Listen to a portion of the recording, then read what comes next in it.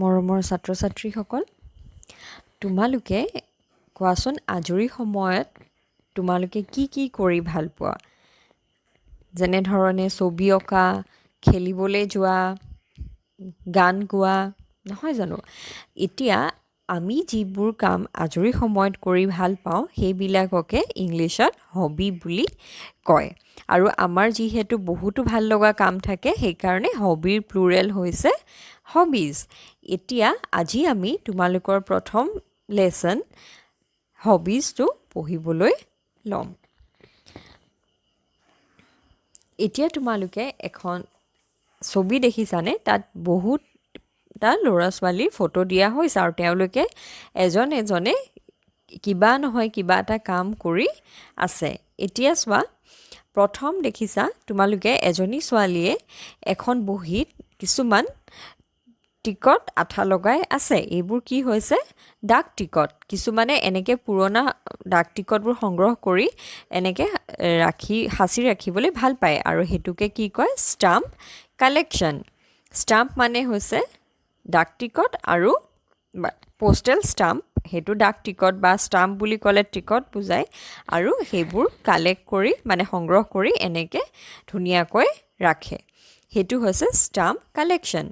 আৰু পিছৰ ফটোখনত তোমালোকে দেখিছা যে এজন ল'ৰাই কি খেলি আছে? ফুটবল খেলি আছে। তো সেইটো কি হ'ব? Playing football. তাৰপিছত এখনত দেখিছোঁ আমি যে এজন ল'ৰাই ছবিত ৰং দি আছে। তো সেইটো কি হ'ব? পেইণ্টিং। তাৰ পিছৰ ছবিটোত এজনে পঢ়ি আছে, সেইটো কি হয়? ৰিডিং। আৰু তাৰপিছত দেখিছোঁ এজনে পাহাৰত উঠি আছে, সেইটো কি কয়? ট্ৰেকিং বা মাউণ্টেনিয়াৰিং। কিছুমানে এনেকুৱা ধৰণৰ এডভেঞ্চাৰাছ এক্টিভিটিজ কৰি ভাল পায়। আৰু এইখন ছবিত চোৱা, ছোৱালী এজনী ফটো তুলি আছে আৰু যোনে আজৰি সময়ত ফটো তুলি ভাল পায় সেয়া কি কয়? ফটোগ্ৰাফী।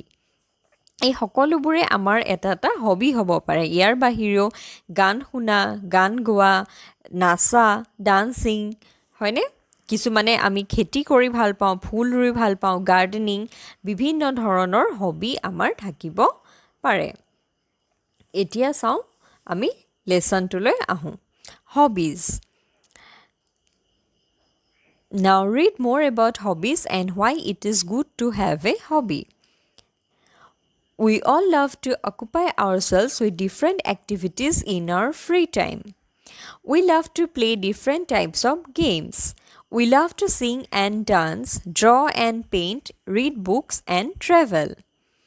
ইয়াত কি কৈছে যে আমি সদায় আমাৰ নিজকে ব্যস্ত ৰাখিবলৈ ভাল পাওঁ বিভিন্ন কাম কৰি। ফ্ৰী টাইম মানে আমাৰ আজৰি সময়ত আমি কি কৰি ভাল পাওঁ? বিভিন্ন ধৰণৰ খেল খেলি ভাল পাওঁ, প্লে ডিফাৰেণ্ট গেমছ। আমি গান গাই আৰু নাচি ভাল পাওঁ, ড্ৰ এণ্ড পেইণ্ট, ছবি আঁকি আৰু ৰং কৰি ভাল পাওঁ, ৰিড বুকছ এণ্ড ট্ৰেভেল, কিতাপ পঢ়ি ভাল পাওঁ আৰু ট্ৰেভেলিং, বিভিন্ন ঠাইলৈ গৈও আমি ভাল পাওঁ। These activities give us pleasure, আৰু এইবোৰ কামে আমাক কি দিয়ে? মনত সন্তুষ্টি দিয়ে। As people say, all work and no play can make our life dull.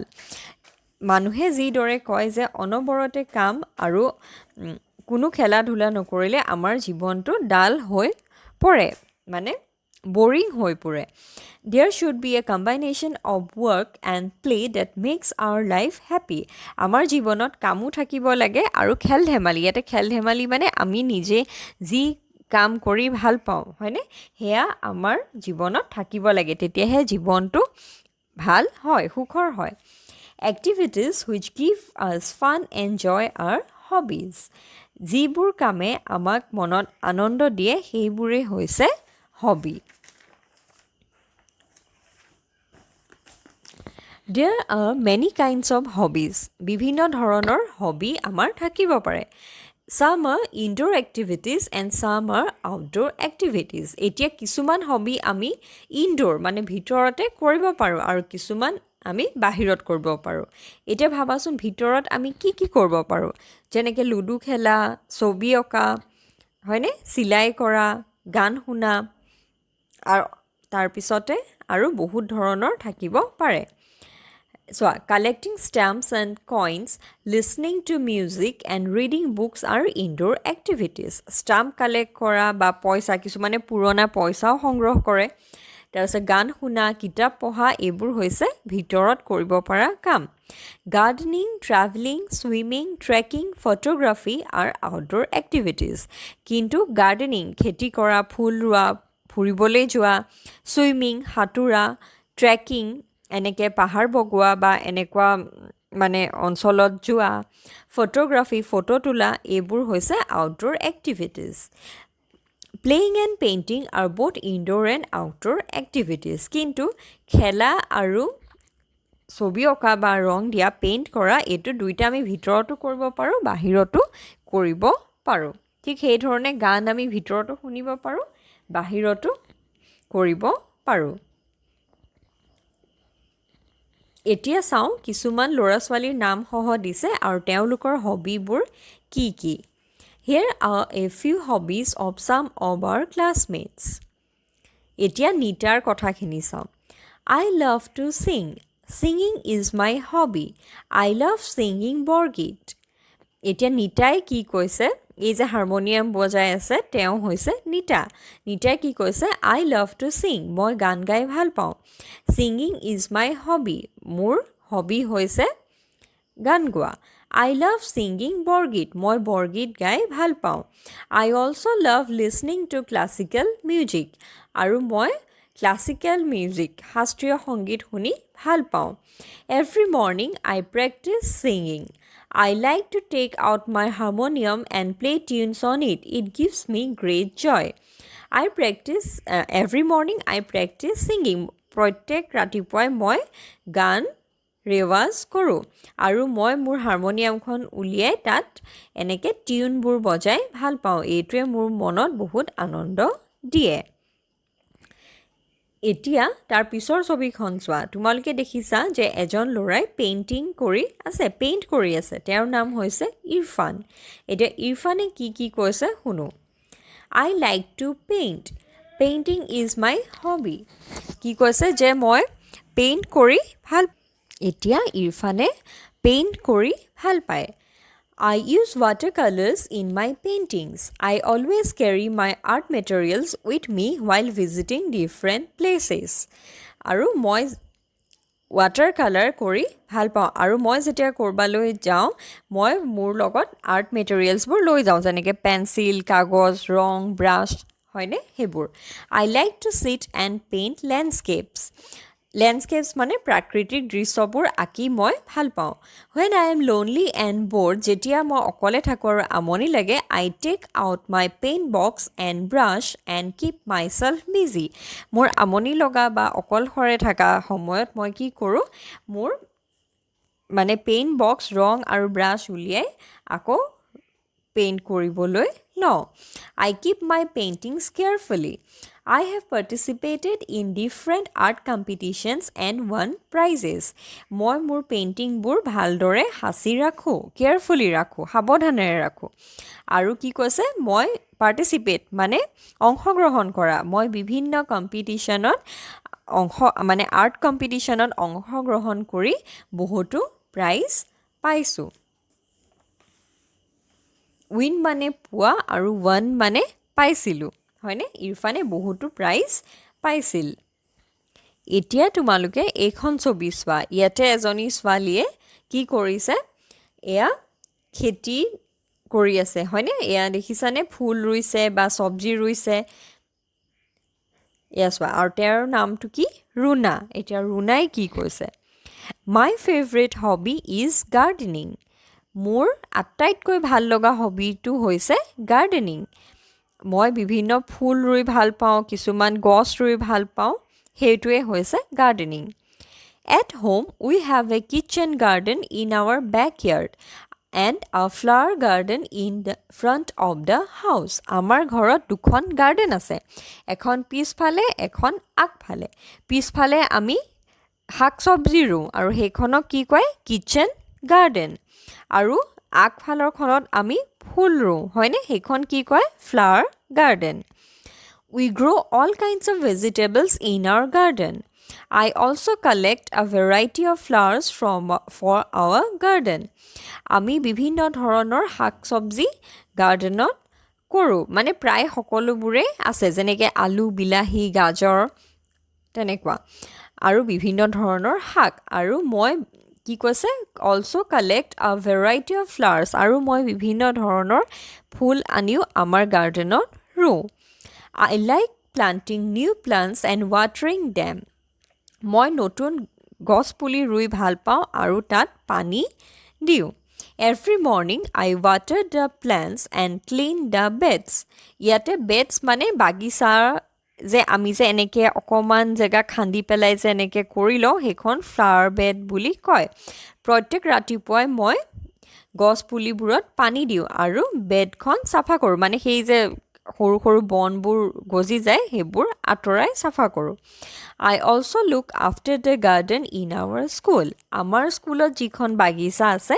সেইখনৰো মই কেয়াৰ লওঁ লুক আফটাৰ মানে চোৱা চিতা কৰা তাতো মই পানী বা বিভিন্ন ফুল আনি ৰুওঁ আচলতে তোমালোকৰ যেনেকৈ আমাৰ স্কুলত বা তোমালোকৰ সকলোৰে স্কুলত যিহেতু আছে তেনেকুৱা এখন গাৰ্ডেন আমি সকলোৱে সেইখন চোৱা চিতা কৰিব লাগে It gives me a sense of joy seeing the plants grow.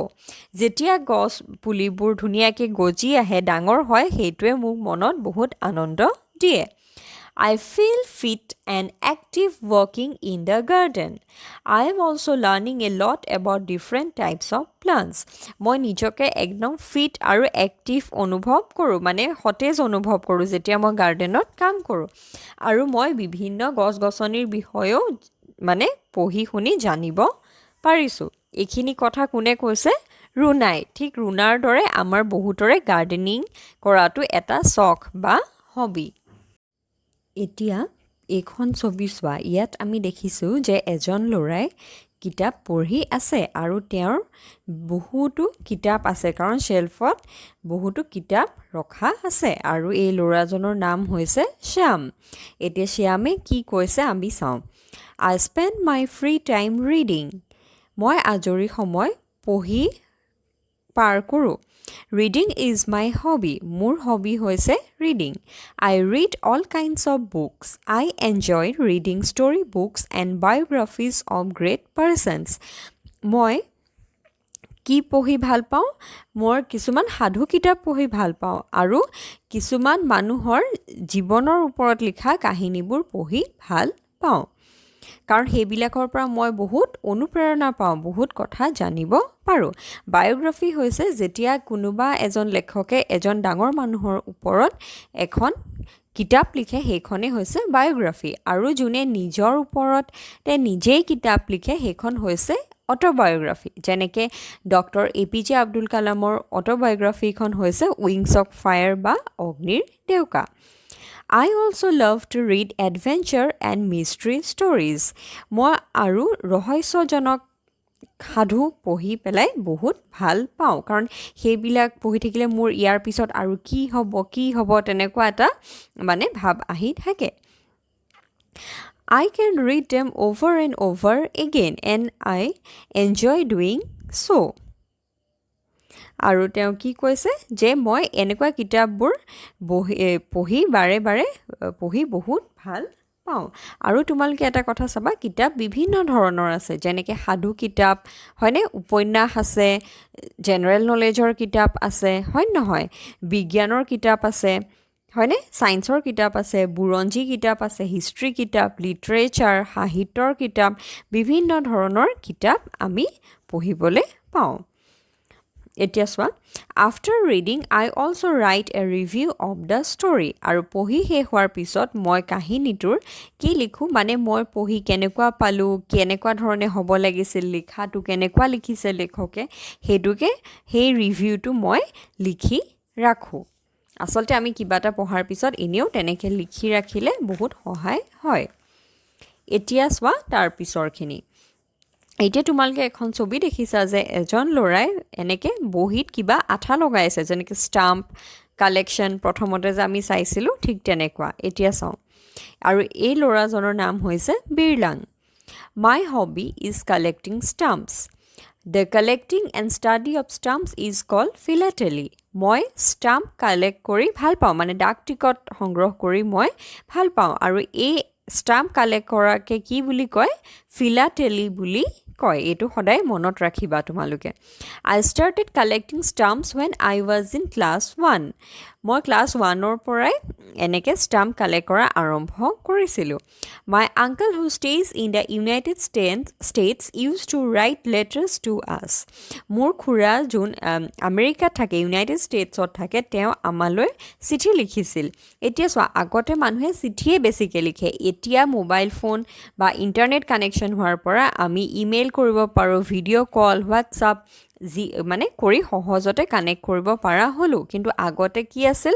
যোগাযোগৰ মাধ্যম লেটাৰ বা চিঠি আছিল I used to take out the stamps from the envelopes and stick them in an album.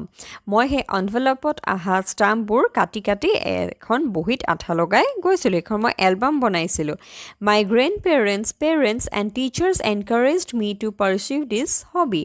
মোৰ ককা আইতা মা দেউতা আৰু শিক্ষকসকলে মোক উৎসাহিত কৰিছিল এনেকৈ মানে এই হবিটো কণ্টিনিউ কৰিবলৈ মানে এনেকৈ বিভিন্ন ষ্টাম্পবোৰ কালেক্ট সংগ্ৰহ কৰিবলৈ I have a large collection of stamps মোৰ বহুত মানে ষ্টাম্প সংগ্ৰহ কৰা আছে I have learned a great deal because of this hobby আৰু এইটো কাৰণে মই বহুত কথা জানিব পাৰিছোঁ I not only collect stamps but also study the stamps মই অকল ষ্টাম্প কালেক্টে নকৰোঁ সেইবোৰ পঢ়োঁ এতিয়া চোৱা বিভিন্ন দেশৰ বিভিন্ন ষ্টাম্প থাকে তাত ডাঙৰ মানুহৰ ছবি থাকে বা কিছুমান চিম্বলৰ ছবি থাকে কিছুমান প্ৰাকৃতিক দৃশ্যৰ ছবি থাকে তো সেইবিলাকৰ বিষয়ে মই পঢ়ি বহুত কথা জানিছোঁ During my free time I read about stamps issued by postal departments of different countries সেই ডাক বিভাগে মানে উলিওৱা পোষ্টেল ষ্টাম্পবোৰ মই বহুত মানে সেইবোৰ অধ্যয়ন কৰোঁ মোৰ আজৰি সময়ত Nowadays with the advancement of technology communication systems have changed কিন্তু আজিকালি প্ৰযুক্তিবিদ্যা টেকন'লজিৰ ইমান ডেভেলপমেণ্ট হ'ল যে আজিকালি কমিউনিকেশ্যন মানে ভাৱ আদান প্ৰদান কৰোঁ যে আমি চিঠি দিওঁ কথা পাতোঁ সেইটো এতিয়া বহুত সলনি হ'ল People mostly communicate through email, SMS, MMS, etc.